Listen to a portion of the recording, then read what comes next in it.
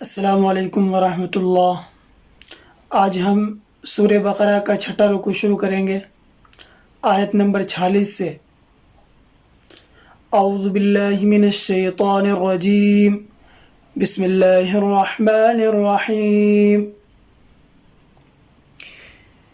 یا بنی اسرائیل اذکروا نعمتی التی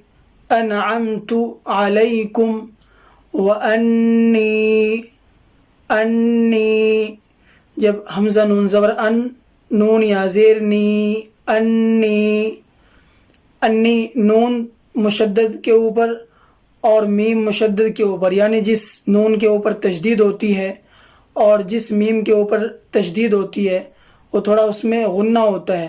جیسے وَأَنِّي فَضَّلْتُكُمْ عَلَى الْعَالَمِينَ وَاتَّقُوا يَوْمًا لَا تَجْزِي نَفْسٌ عَن نَفْسٍ۔ دیکھیے اوپر نون مشدد ہے، انی، یہاں بھی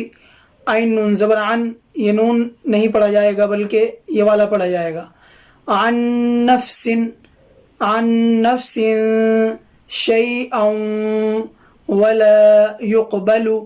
منها شفاعة ولا يؤخذ منها عدل ولا هم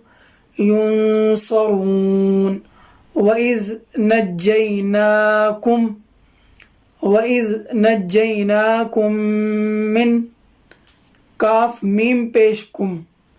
یہ میم نہیں پڑھا جائے گا بلکہ یہ والا، یہ کاف اس میم میں ملے گا، نجیناکم من آل فرعون یسومونکم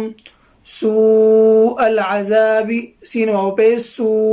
سین واو مد پہ سوء العذاب یذبحون ابناءکم، حمزہ با زبر اب، نون الف مد زبر نا، ابناءکم ویستحیون نساءکم۔ دیکھیے سین الف مد زبر سا تھوڑا کھینچے گا، اسی طریقے سے ابنا، اس کے اوپر بھی مد ہے، اس کے اوپر بھی مد ہے،